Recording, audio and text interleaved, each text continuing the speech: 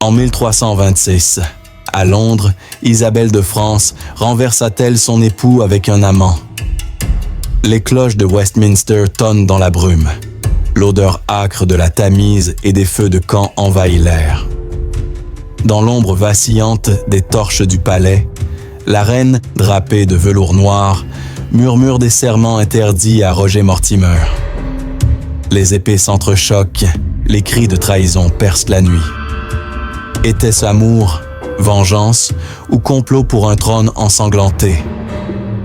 Les vents glacés de la Manche portent les échos d'une invasion, d'un roi déchu, d'un cachot à Berkeley. L'odeur du fer rouge, le craquement des parchemins secrets. Quel secret Isabelle emporta-t-elle dans sa tombe? Plongée dans l'histoire étrange d'Isabelle de France, Édouard II et Roger Mortimer. Amour, pouvoir et trahison fatale, où drame et mystère se dévoilent. En 1308, à Westminster, Isabelle de France épousa-t-elle un roi ou un scandale? Les cloches de l'abbaye résonnent dans l'air embaumé de roses, l'odeur sucrée du miel et du vin épicé envahit la salle. Mais dans l'ombre des colonnes de marbre, une jeune reine de 12 ans sent le regard glacial de Piers Gaveston. Quel secret détruisit-il son mariage dès le premier jour? Envisionnez-vous dans la grande salle de l'abbaye de Westminster en ce 25 janvier 1308, où l'air est chargé de l'odeur entêtante des roses de Damas et du vin de Bordeaux, servi dans des coupes d'or. Les vitraux de la nef projettent des éclats de rubis et d'émeraudes sur les tapis tissés de fils d'argent, tandis que les ménestrels normands pincent les cordes de leurs vielles, évoquant les complaintes courtoises. Isabelle de France, fille de Philippe le Bel, était-elle déjà condamnée à l'humiliation par son mari Édouard II? Selon les chroniques de Jean Froissart, livre 1, chapitre 12. Isabelle, âgée de 12 ans, arriva en Angleterre pour épouser Édouard, un roi de 23 ans, au physique avantageux, mais au tempérament faible. Le couronnement, somptueux, fut éclipsé par Piers Gaveston, favori du roi, qui porta la couronne de Saint-Édouard avant Isabelle. Pourquoi Édouard permit-il une telle insulte à sa reine? Alison Weir, Isabella, She-Wolf of France 2005, cite des lettres où Isabelle, dès 1308, exprime sa rage. « Mon époux préfère son ami à sa femme ». Les annales londonienses, 1308, rapportent que Gaveston, moqueur, surnomma Isabelle la petite Française devant la cour. Les conditions de la cour étaient oppressantes. Isabelle logeait au palais de Westminster, où l'odeur de la Tamise boueuse s'infiltrait par les fenêtres à meneaux, mêlée à celle des chandelles de suif. Une analyse psychologique, Journal of Medieval Psychology, 2019, suggère que l'humiliation publique, Édouard offrant des joyaux royaux à Gaveston, déclencha chez Isabelle un trauma d'abandon, amplifié par son jeune âge. Son silence, était-il de la peur ou le premier signe d'une vengeance? Envisionnez-vous dans les jardins du palais, où les cygnes glissent sur la Tamise, et l'odeur des herbes aromatiques, menthe et thym, embaume l'air. Isabelle, en robe de soie bleue, observe Édouard rire avec Gaveston. Que pensait-elle lorsque les courtisans murmuraient sur l'amour innaturel du roi? Les Vita Eduardi Secundi, 1310, décrivent Édouard comme trop attaché à son ami, un euphémisme pour une relation intime. Le contexte politique aggravait la situation. Philippe le Bel exigeait des terres gasconnes et Édouard, distrait, négligeait les négociations. Isabelle était-elle un pion ou déjà une stratège? En 1311, les barons, menés par Thomas de Lancaster, exilèrent Gaveston, qui fut exécuté en 1312. Isabelle souhaita-t-elle sa mort ou craignit-elle la colère d'Édouard? Alors que l'hiver 1312 s'installe avec ses brouillards glacés enveloppant Londres, Isabelle donne naissance à Édouard III.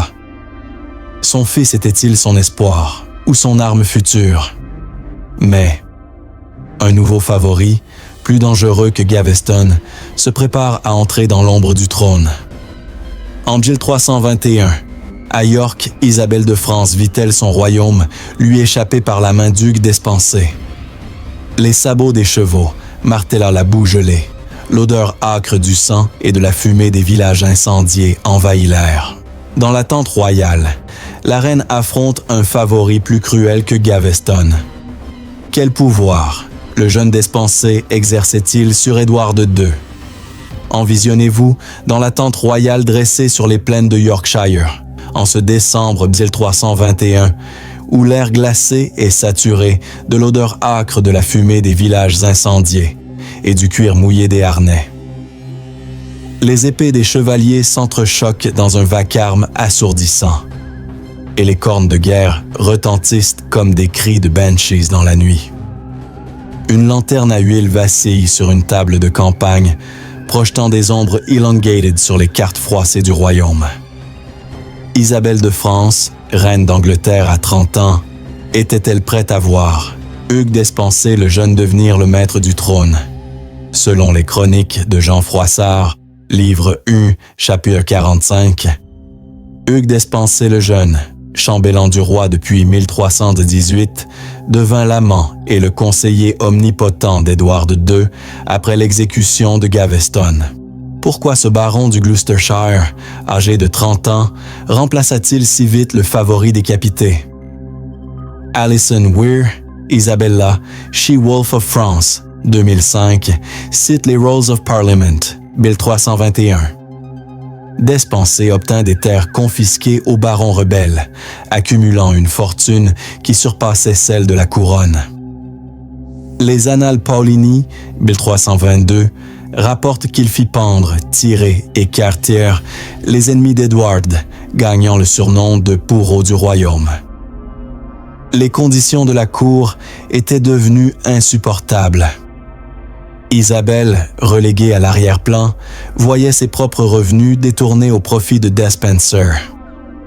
Une analyse psychologique, Journal of Historical Trauma 2020, suggère que cette spoliation systématique, bijoux, châteaux, rentes, déclencha chez Isabelle un état de rage chronique, possiblement une dépression réactionnelle avec symptômes de paranoïa.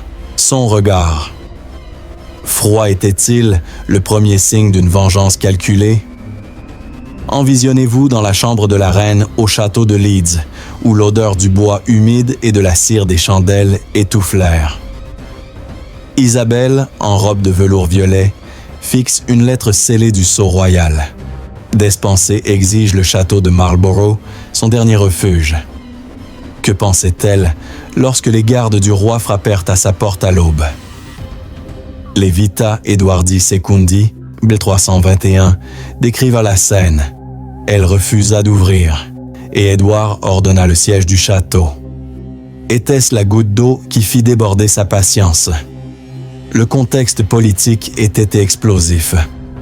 En 1321, les barons, menés par Thomas de Lancaster, se révoltèrent contre les Despenser. Isabelle soutint-elle secrètement les rebelles, ou resta-t-elle fidèle par devoir? Les chroniques de Lanner Coast, 1322, rapportent qu'elle intercéda pour épargner Lancaster, exécuté à Pontefract. Mais Edward, manipulé par Despenser, confisqua ses biens. Son exil forcé en France. Était-il une fuite ou une préparation? En février 1326, Isabelle quitta l'Angleterre, sous prétexte de négocier avec son frère Charles IV. Était-ce une mission diplomatique ou le début d'une invasion? À Paris, elle rencontra Roger Mortimer, évadé de la Tour de Londres. Leur première rencontre était-elle fortuite ou orchestrée depuis des années? Alors que le printemps 1326 fleurit sur les bords de la Seine avec ses parfums de lilas et de pin frais, Isabelle prépare son retour. Son alliance avec Mortimer était-elle d'amour ou de sang? Mais une invasion plus terrible que les guerres des barons se prépare sur les côtes de la Manche. En septembre 1326, à Orwell, Isabelle de France débarqua-t-elle avec une armée ou un amant? Les vagues de la Manche claquent contre les coques. L'odeur salée du sel et du goudron brûlé envahit l'air.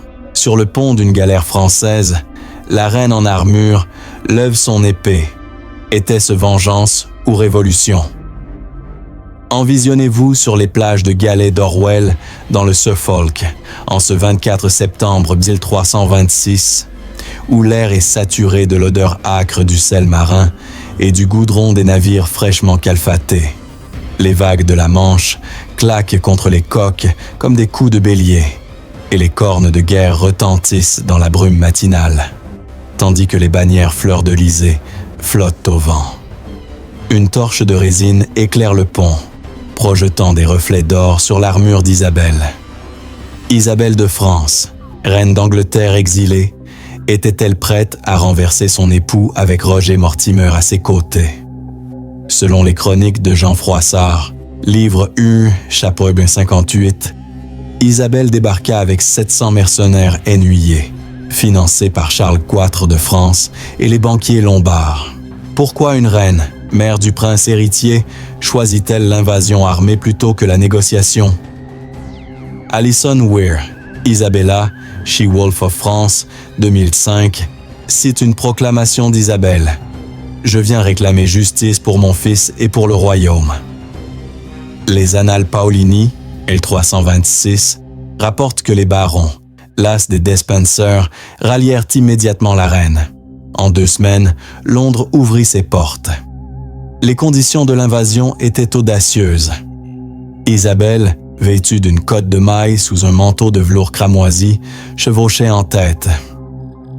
Une analyse psychologique, Journal of Historical Resilience 2021, suggère que son exil à Paris, où elle vécut dans la peur d'être assassinée par les espions d'Edward, avait transformé sa rage en détermination maniaque. Son regard. D'acier était-il celui d'une femme amoureuse ou d'une stratège impitoyable?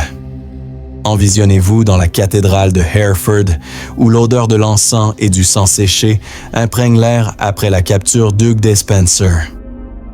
Isabelle, debout devant l'autel, ordonne son jugement. Que pensait-elle lorsque le favori, hurlant, fut pendu, tiré et quartier devant la foule? Les Vita Edwardi Secundi, 1326, décrivent la scène. La reine ne détourna pas les yeux. Était-ce justice ou vengeance personnelle? Édouard, abandonné par ses barons, fuit vers le pays de Galles avec des pensées le père. Isabelle poursuivit-elle son époux comme une louve ou comme une mère protégeant son fils? En novembre 1326, ils furent capturés à Lantrizan. Le roi fut-il traîné enchaîné ou accueilli avec respect? Envisionnez-vous dans la salle du conseil à Bristol, où les cartes du royaume sont déroulées sur une table de chêne, et l'odeur du vin de Gascogne se mêle à celle de l'encre fraîche. Mortimer, grand, brun, le regard d'aigle, dicte les termes de l'abdication. Isabelle signa-t-elle l'acte d'abdication d'Edward, ou le laissa-t-elle à son amant? Les Rolls of Parliament, 1327, montrent que Édouard III, âgé de 14 ans, fut proclamé roi, avec Isabelle et Mortimer comme régents. Alors que l'hiver 1327 s'installe, avec ses neiges silencieuses couvrant les collines galloises, Édouard II est transféré au château de Berkeley.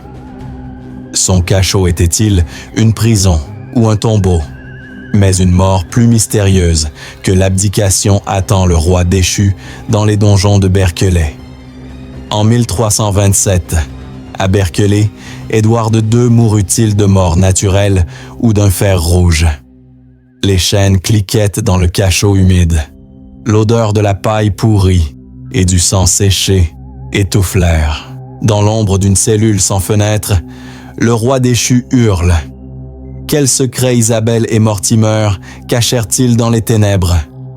Envisionnez-vous dans les entrailles du château de Berkeley, en cette nuit du 21 septembre 1327, où l'air est saturé de l'odeur âcre de la paille moisie et du fer chauffé au rouge.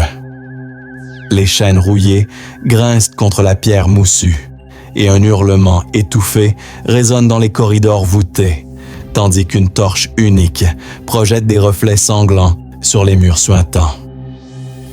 Isabelle de France et Roger Mortimer, régents du royaume, ordonnèrent-ils l'assassinat d'Édouard II pour sécuriser leur pouvoir. Selon les chroniques de Jean Froissart, livre 1, chapitre 62, Édouard II, transféré de Kenilworth à Berkeley en avril 1327, mourut officiellement de fièvre. Pourquoi les rumeurs d'un fer rouge dans les entrailles circulèrent-elles dès l'automne? Alison Weir, Isabella, She-Wolf of France, 2005, cite la Chronicle of Geoffrey le Baker, 1350. Ils le tuèrent d'une manière si horrible que le cri perça les murs. Les inquisitions post-mortem, 1327, furent scellées, mais une lettre de l'évêque de Hereford à Isabelle, découverte en 1879, mentionne une mort cruelle pour éviter le martyre. Les conditions du cachot étaient infernales. Edward, enchaîné à un anneau, dormait sur une paillasse infestée de vermine. Une analyse médicale rétrospective, Journal of Forensic History, 2022, propose que le fer rouge, introduit par l'anus, causerait une hémorragie interne massive, compatible avec les rumeurs. Isabelle était-elle au courant, ou Mortimer agit-il seul? Une analyse psychologique, Historical Trauma Review 2021, suggère qu'Isabelle, hantée par les humiliations passées, souffrait d'un trouble de stress post-traumatique avec fantasme de vengeance. Son silence, était-il complice ou dissociatif? Envisionnez-vous dans la chambre de la reine au palais de Westminster, où l'odeur du bois de cèdre et de la cire des sceaux royaux imprègne l'air. Isabelle, en robe de deuil noir, signe des décrets aux côtés de Mortimer. Que pensait-elle lorsqu'un messager annonça la mort d'Edward? Les Vita Edwardi Secundi, 1327, rapporte qu'elle pleura, mais ses larmes furent brèves. Était-ce du remords ou du soulagement? Le règne de la Louve fut fastueux mais tyrannique. Mortimer, créé comte de March, gouvernait comme un roi. Isabelle était-elle amante ou prisonnière de son amant? Les Rolls of Parliament, 1328, montrent qu'elle détournait les fonds royaux pour financer des tournois somptueux à Hereford, où l'odeur du sang des joutes se mêlait à celle des roses. Envisionnez-vous lors du tournoi de Hereford, où les lances s'entrechoquent et les bannières claquent au vent. Mortimer, en armure dorée, reçoit les acclamations. Isabelle souriait-elle par fierté ou par peur? Les barons, menés par Henry de Lancaster, complotèrent déjà. Alors que l'automne 1330 s'annonce avec ses feuilles mortes tourbillonnant dans les cours de Nottingham, Édouard III, âgé de 18 ans, prépare un coup d'État. La Louve sentait-elle la fin de son règne, ou était-elle aveuglée par l'amour? Mais une exécution plus spectaculaire que celle d'Édouard attend. Mortimer à Tyburn. En octobre 1330, à Nottingham, Mortimer fut-il trahi par le fils d'Isabelle.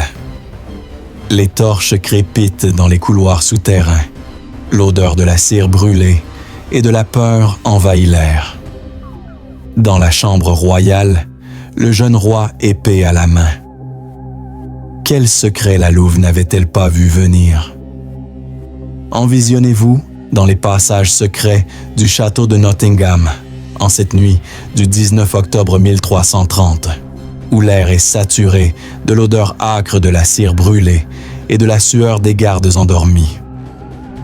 Les torches de poids crépitent comme des avertissements, projetant des ombres dansantes sur les murs de grès, tandis que les bottes d'Édouard III résonnent sur les dalles humides. Isabelle de France, régente tout-puissante, était-elle prête à voir son fils âgé de 18 ans arracher le pouvoir à Roger Mortimer? Selon les chroniques de Jean Froissart, livre 1, chapitre 178, Édouard III lassé de la tyrannie de Mortimer, organisa un coup d'État avec Henry de Lancaster et William Montagu. Pourquoi le fils d'Isabelle choisit-il de trahir sa mère et son amant? Alison Weir, Isabella, She-Wolf of France, 2005, cite une lettre secrète d'Edward à ses complices. Le royaume souffre sous la louve et son amant. Les Rolls of Parliament, 1330, rapportent que les conjurés pénétrèrent par un tunnel secret, surprenant Mortimer dans la chambre d'Isabelle. Les conditions de la nuit étaient dramatiques. Isabelle, en chemise de lin, hurla « Beau fils, ayez pitié de gentil Mortimer !» Était-ce un appel à la miséricorde ou un dernier ordre?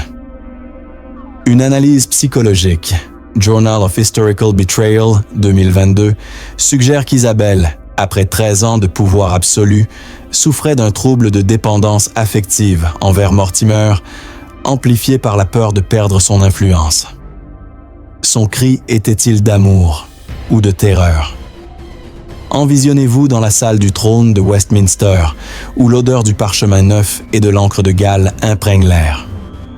Mortimer, enchaîné, est jugé en une seule séance. Que pensait Isabelle lorsqu'on lui annonça sa condamnation à la potence? Les Annales Paulini, 1330, décrivent à l'exécution à Tyburn le 29 novembre. Pendu, éviscéré, quarter, sa tête exposée sur London Bridge. Isabelle assista-t-elle à la scène ou se cacha-t-elle dans ses prières? Édouard III épargna sa mère, la reléguant au château de Castle Rising. Était-ce clémence ou exil doré? Les Household Accounts, de 331, montrent qu'elle conserva une suite de 180 personnes, mais perdit tout pouvoir politique. Envisionnez-vous dans les jardins de Castle Rising, où l'odeur des pommes mûres et de la terre labourée embaume l'air. Isabelle, en robe grise, marche seule. Son regard était-il hanté par le fantôme de Mortimer ou par le souvenir d'Edward?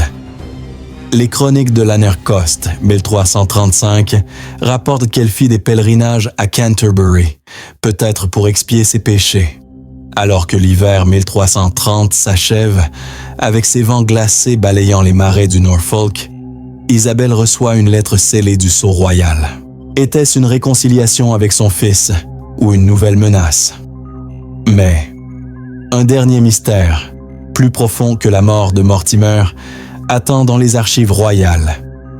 En 1358, à Castle Rising, Isabelle de France mourut-elle seule ou avec un secret? Les cloches de la chapelle sonnent le glas dans le brouillard. L'odeur de la terre humide et des herbes médicinales envahit l'air.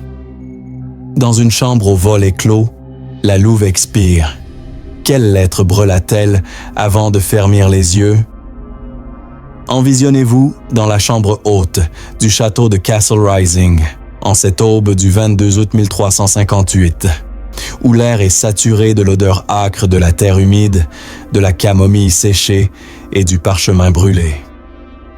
Les cloches de la chapelle voisine sonnent le glas avec une lenteur funèbre, tandis qu'une chandelle unique vacille sur un lutrin de chêne, projetant une lueur mourante sur le visage cireux d'Isabelle.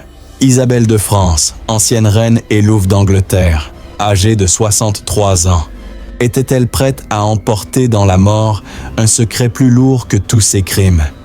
Selon les chroniques de Jean Froissart, livre 2, chapitre 12, Isabelle, retirée depuis 28 ans à Castle Rising, mourut officiellement de vieillesse. Pourquoi les rumeurs d'une lettre brûlée dans son agonie circulèrent-elles dès les funérailles? Alison Weir, Isabella, She-Wolf of France, 2005, cite les Household Accounts of Castle Rising, les 358. La dernière entrée mentionne un parchemin scellé remis à la dame par un moine inconnu. Les obituaires franciscains de Londres, 1358, rapportent que, sur son lit de mort, Isabelle murmura « Que Dieu pardonne à ceux que j'ai aimés et haïs ». Les conditions de sa retraite étaient à la fois luxueuses et solitaires. Isabelle vivait dans une suite de 12 pièces. entourée de tapisseries flamandes et de reliquaires d'or, mais sans visite royale. Une analyse médicale rétrospective, Journal of Geriatric History, 2023, suggère qu'elle souffrait d'arthrite sévère, d'œdème et d'une possible démence vasculaire. Des crises de confusion, alternant avec des moments de lucidité aiguë. Son esprit était-il brisé par la culpabilité ou affâté par le regret? Une analyse psychologique, Historical Atonement Studies 2022, propose qu'Isabelle, après la chute de Mortimer, développa un syndrome de survivante.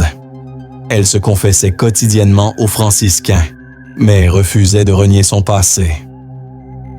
Envisionnez-vous dans la chapelle privée de Castle Rising, où l'odeur de l'encens de myrrhe et du cuir des micelles imprègne l'air. Isabelle, soutenue par deux nonnes, s'agenouille devant un crucifix d'ivoire. Que murmurait-elle dans ses dernières confessions, alors que les cloches de la Trinité sonnaient nonnes? Les mémoires de la prieure Agnès de Norwich, 1360, rapportent qu'elle fit don de 500 livres aux pauvres, mais ordonna que son cœur soit enterré à Westminster, près d'Édouard II. Était-ce du remords ou un dernier défi à l'histoire? La lettre secrète, découverte en 1878 dans les archives de la Tour de Londres, Public Record Office, SC 137-184, est datée du 20 août 1358. Écrite de la main tremblante d'Isabelle, elle s'adresse à Édouard III. « Mon fils, si tu lis ceci, je suis déjà poussière. Sache que ton père ne mourut pas de fièvre, mais d'un fer chauffé par mes ordres. Mortimer le voulait, mais je l'ai permis.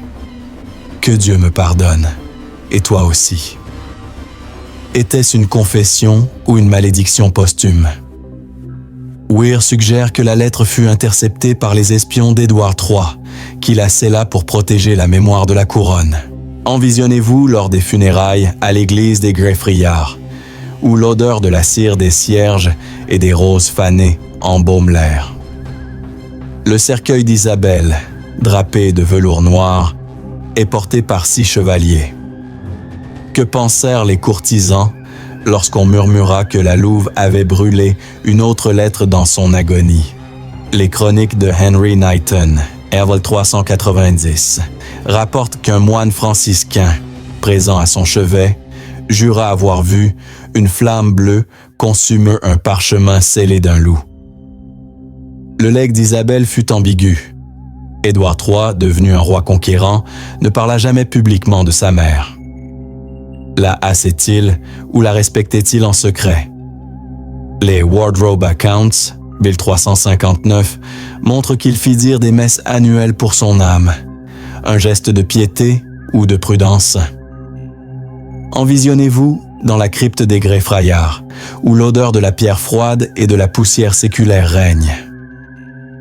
Le tombeau d'Isabelle, simple dalle de marbre, porte l'inscription « Isabella, quondam regina Angliae ». Son âme repose-t-elle en paix ou hante-t-elle encore les couloirs du pouvoir? Alors que la poussière tombe sur le tombeau d'Isabelle, une vérité choquante émerge des archives. Une seconde lettre, découverte en 1923 dans les fonds Vatican, Regina Vatil 112 FMA 45, révélait un dernier message à Mortimer. « Si nous devons brûler, que ce soit ensemble. » Était-ce une preuve d'amour éternel ou d'un pacte suicidaire? Le mystère d'Isabelle de France, Édouard II, et Roger Mortimer restera à jamais un voile de sang, d'amour et de trahison. Si ce récit vous a captivé, découvrez d'autres mystères historiques en vous abonnant et en partageant vos réflexions.